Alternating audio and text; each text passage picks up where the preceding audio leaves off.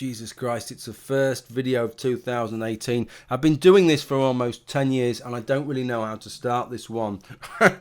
Other than to know that I think you will find this very, very interesting. I have some Facebook posts to share with you, and this only seems to be on Facebook at the moment. There's nothing about this that I can find on Twitter. Doesn't seem to be anything on YouTube about this. And if I'm smiling, I think you might be smiling a little bit later. It's out of, I suppose it's wrong, but out of a little bit of Schadenfreude over a kind of restorative balancing of karma involving two individuals, Kristi Winters and Steve Shives, who have been very smug and self-righteous over the Mythicist Milwaukee event and the upcoming Kilroy event. There's no way that they would get involved in an event that was grubby or anything like that. But I want to talk to you about something which I think you could call Kilroy Mark II, or perhaps the Atheist Kilroy would be more appropriate, because it involves an event called the Atheist Conference, which Steve Shives was due to host an atheist panel at, involving none other, well, it was basically him and his mates, let's be honest, one of which was Kristi Winters. And the parallels, I'll show you the posts in a minute, right? I'll show you these Facebook comments in a minute. The parallels with the Kilroy event are quite remarkable. People having real issues regarding funding, speakers leaving right, left and centre, different speakers being told very, very different lines as to what's going on, claims of big name not big name speakers. Kilroy had claims of big name speakers. We're talking fucking big names here. All right, you'll see in a minute. And this is an event that Kristi, well, in the same way as Kilroy is not actually, it's still ongoing, right? It's still live. This event is still live, and as far as I know, Steve Shives and Kristi Winters are still involved in it, but a great number of people seemed to have dipped out. Just let me give you a little bit of background, just to set the scene, so you'll know why I know what I know. Okay, so the first thing that I knew about this event was when, on a couple of videos, Steve Shives had smugly stated about, hey, you know, never mind all this grubby, dirty, mythicist Milwaukee thing. You know, I've been invited to an event, and this is a bright and shiny upmarket event, nothing like this grubby crap here.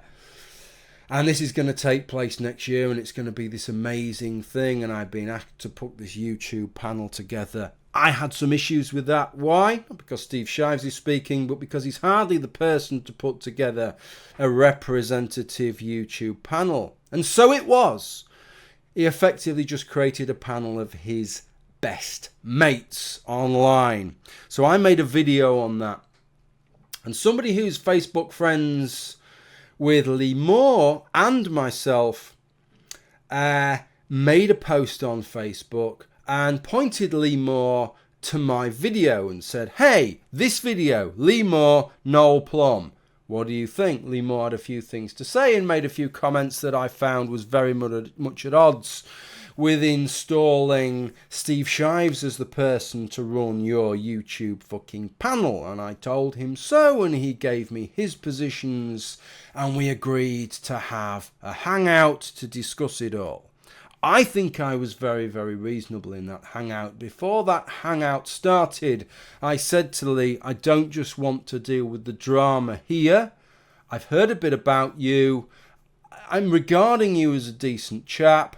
I have some sympathy to the event you're going to run, so I want to allow you in this hangout to first tell everybody about yourself, to sell the event, and then we'll go on to the controversial shit involving Steve Shives.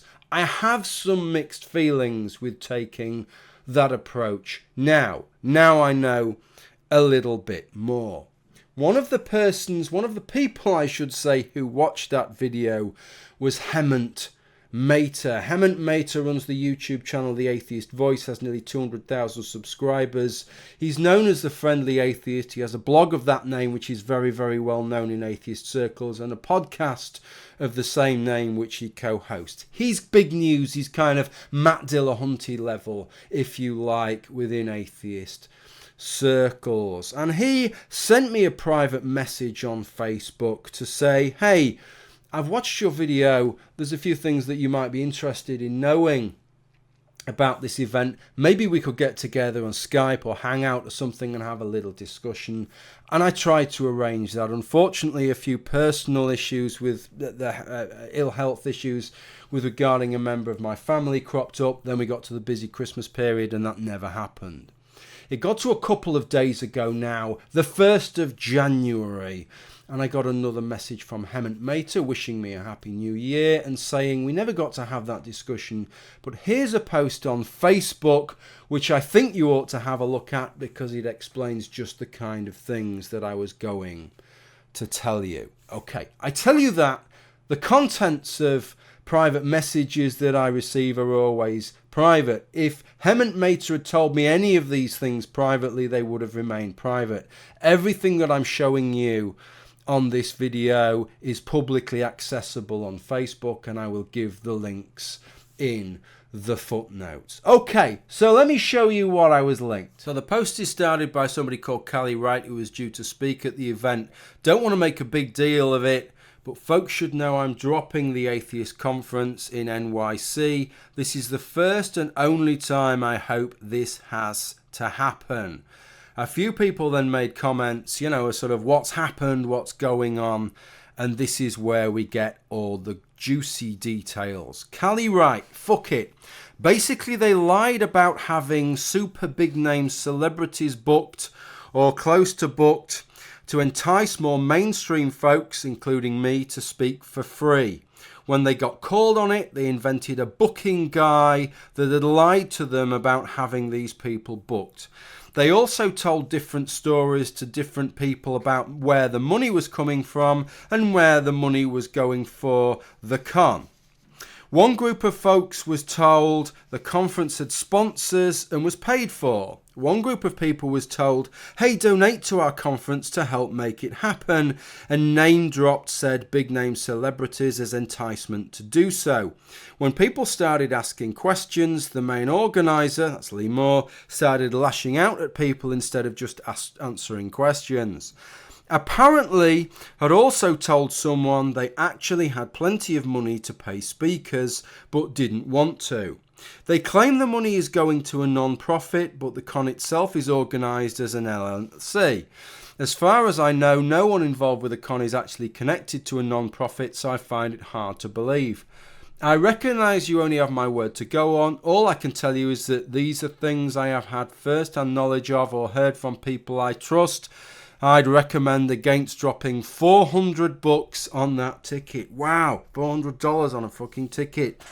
Response from Yvette Guinevere d'Entremont. Cracking name, that one. At the conference where I met Lee Moore, I heard him saying that they actually had the money to pay for speakers. I was a little bit horrified. She goes on. As has been brought up elsewhere on the interweb, I also dropped out. If you looked at their speaker page any time in the last several months, you may have noticed that some speakers have come and gone.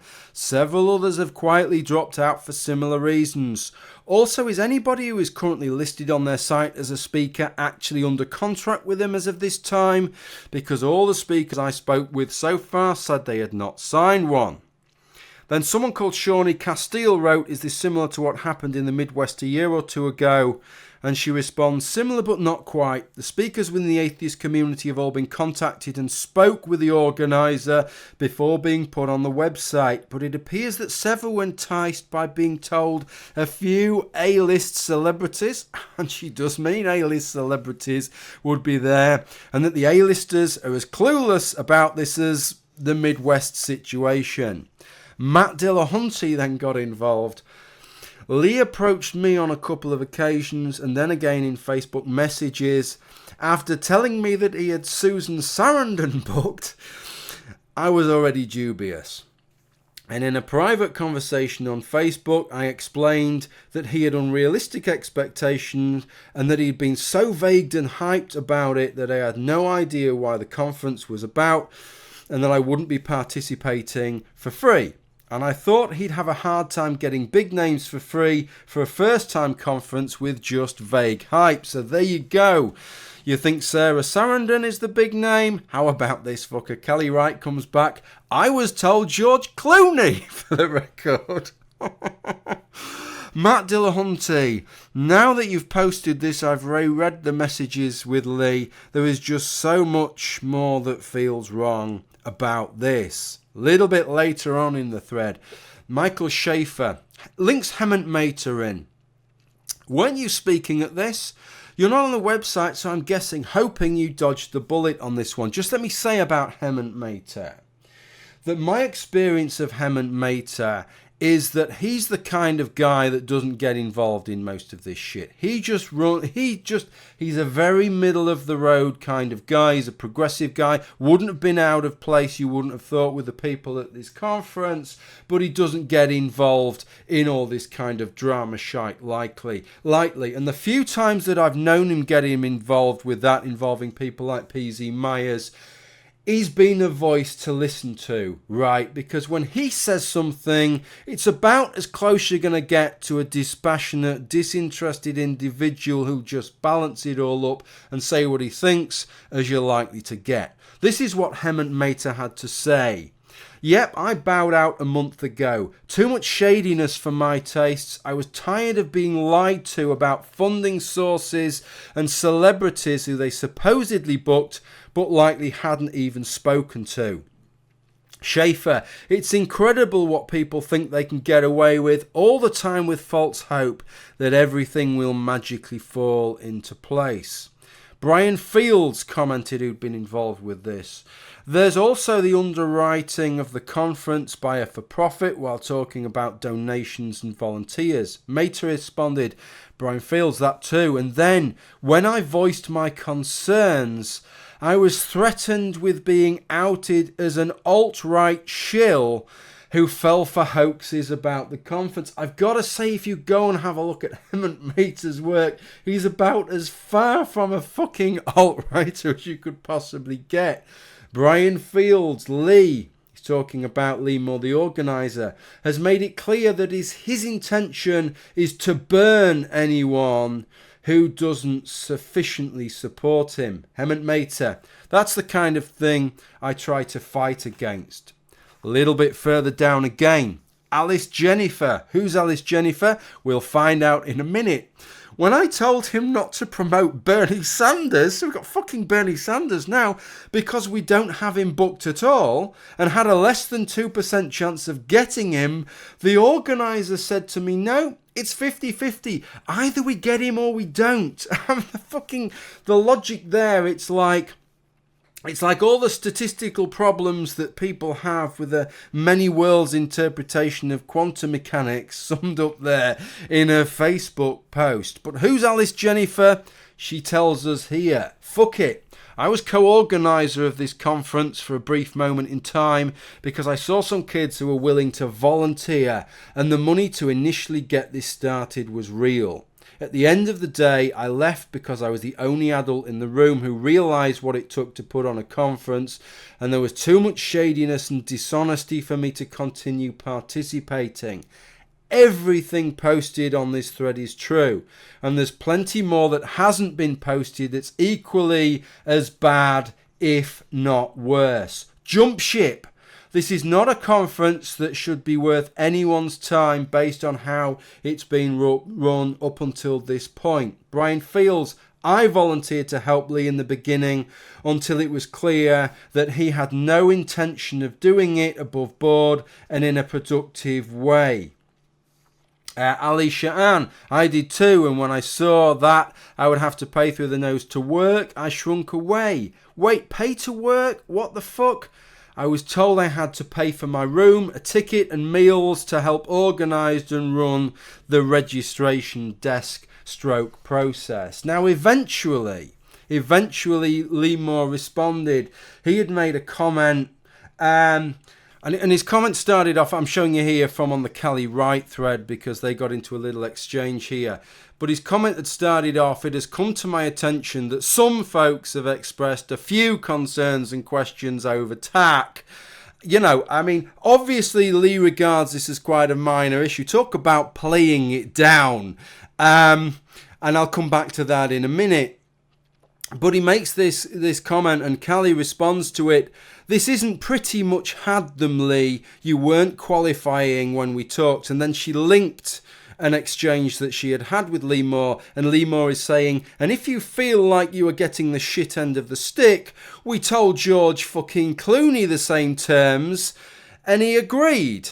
And then Lee Moore says, Callie Wright, agreeing to no fees and officially signing on are two different things. Fucking hell, Lee, you'd said we told George fucking Clooney the same terms and he agreed, and now what you're saying is well, yeah, he agreed that they were reasonable terms. I wasn't saying that he'd agreed to sign on. Yeah, okay, logically, you can worm your way out on that technicality if you want to, if that's the kind of game you want to play, but really you're just justifying, slip of the tongue there, just justifying something using whatever logical little loophole you can to get out of it. And I don't really think that appeases anybody. But as I say, Lee Moore very much playing it down in that comment of yesterday, right? And then today, I wake up this morning, I check on Facebook, and what do I find? Well, it must have been a bigger issue than I thought,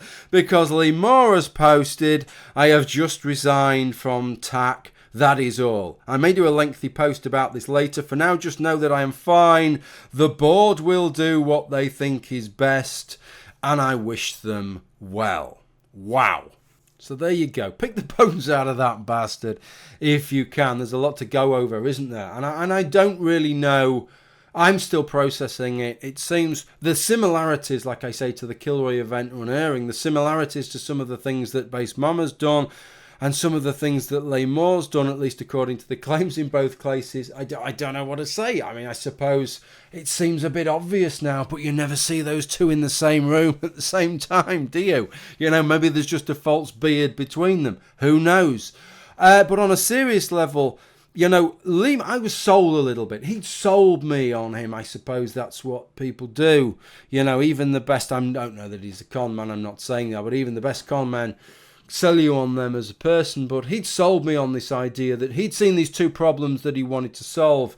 He'd seen the division that had taken place in what was a YouTube atheist community in North America, and he'd seen this division grow since 2012. People that who didn't share political ideologies in many cases were previously working together on issues that were common to them, involving the status of atheists in the USA, and that the divisions, the rifts had stopped happening. He wanted to bring them back together again. And the other thing that he wanted to do is he wanted to get away from the apathy and cynicism that had taken over this kind of YouTube conference scene, the atheist conference scene in North America. And he wanted to re-energise that. I have to say, on both those counts now, not only has he achieved nothing, I would say, but in many ways he's probably achieved less than nothing. He's only made things worse. He's increased division because of the choice of people that he wanted to put on that fucking panel, at least in terms of YouTube and how people perceive these things, they would say. And in terms of the cynical way in which people look at these conferences, people have given $300 or $400 to this fucking thing, and I think they're only going to be less inclined to do the same thing the next time as a result of that. What I will say with regard to Steve Shives and regard to Kristi Winters, as I said at the beginning of this video, a certain level of smugness with both of those individuals regarding what happened at Mythicist Milwaukee, and regarding this as somehow their payback. This was their bright and fucking shiny event that was taking over, that was going to be the equivalent. This was going to be their little moment. Interested to see what those two individuals have to say about this. because now it seems like the boot's on the other foot, and now they're being associated with something that's maybe a little bit more grubby than they realised that it was going to be. And I've also got to say, with regard to the remaining organisers of this event, if you're looking for somebody to help you out, maybe you need to have a look at Kristi Winter's hangout on New Year's Day with Kevin Logan, where she's talking about the Kilroy event and saying these people who are sat on the sidelines mocking and scoffing and criticising everything that's gone on with this event that they were due to take part on, perhaps instead they should have rolled their sleeves up and got involved, and maybe if they'd helped get involved in the organising, maybe that would have been a slightly more productive thing for them to do. Yeah, I mean, there were plenty of people who were happy to call out and from the sidelines and criticize and tear it down.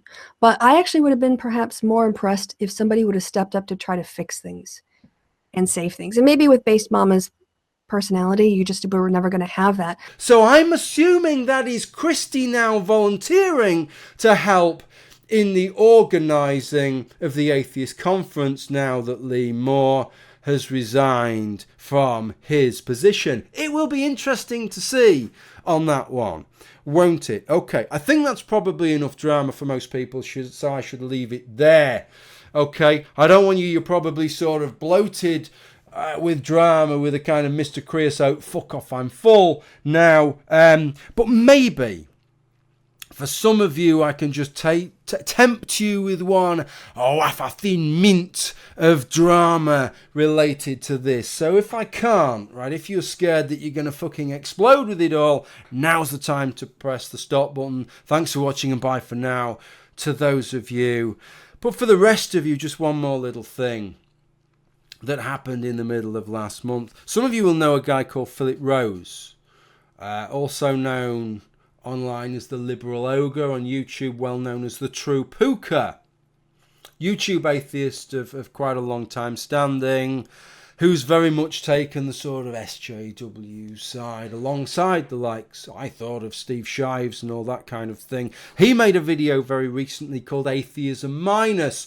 I'll be honest, I thought this was just an exercise in fucking high-level trolling. It was just a little bit of baiting of the other side. It was just his attempt at trying to make those divisions even fucking greater than they are already. Just let's add a little bit more fucking petrol on the fire. That's what I assumed, but it turns out that he's actually fucking serious about this. And if you go and watch his video, you'll see what his Atheism Minus is about. And I've very little doubt that if you do that and watch it, you'll agree with me that it's hard to get a cigarette paper between Atheism Minus and Atheism Plus, which is why I said that I just thought it was an exercise in trolling. Notwithstanding that, Lee Moore, who had previously gone on record several times saying what an absolute fucking load of shite he thought Atheism Plus was, according to Philip Rose, according to the True Pooker, watched his video on Atheism Minus and thought what a jolly good idea the whole thing was, and so therefore, as a result of that, decided to invite the True Pooker to speak at the Atheist Conference. Okay, but the True Pooker's decided not to speak on Atheism Minus because he's always got great big plans afoot as Philip, and I don't think he's quite going to be at the global domination stage by this coming July. So he's going to speak on something else. But he made a comment to me, again publicly, that I thought was very, very interesting and I want to share with you. And bear in mind, my assumption is that Philip Rose gets on very, very well with Steve Shives. They seem to have very, very similar opinions. You know, maybe they disagree on what the greatest single of all time is or what the nicest kind of pastry is, but that's about it. As far as I was aware, they agree on pretty much everything. So much so that it only seemed to be about a year or 18 months ago that they'd done like a two-parter on the history of atheism on YouTube sort of thing. Although it was kind of it was as close to my understanding as what had happened. I watched them, I felt like I'd woken up in some kind of fucking parallel universe where everything's kind of eerily similar, but everything's entirely different. That's how I felt watching them, but nevertheless, a couple of very, very matey hangouts between Steve Shives and Philip Rose. And then Philip leaves me this comment in the middle of December. Personally, Noel, I don't think you have to worry about me getting any sort of voice among the online community again. what I say is unpopular on all sides. It's been made clear to me I'm not welcome to be one of the YouTube panel speakers at NYC Con. So let me get this straight, because that made me laugh when I read that. Not because of Philip, but because of Steve Shives. So back in, I think, May, Lee Moore has a hangout with Steve Shives and says to Steve Shives, what I want to see, right, what I vision is this future where a Steve Shives and a Thunderfoot will put aside their differences and sit side by side and work together on those things that they have in common. When I listened to that, I cringed a little bit as I listened to Steve respond, because I knew how awkward that was that he'd said that to Steve. But the reality, that's the fucking fantasy of Lee Moore. The reality is that Steve Shives, for whatever fucking reason, and I'd love to know what it is, never mind sitting next to Thunderfoot to try and deal with common issues they may have in common. He can't even bring himself to sit next to Philip Rose. Even Philip Rose he has to make persona non grata, because something he must believe must make him such a despicable person in Steve's eyes that he couldn't possibly share a panel for the common good with him. You know, that kind of makes me smile, that somebody can disappear that far down there, a rabbit hole of their own making. Okay, so that's it. That really is all I've got for you this time. Bye for now.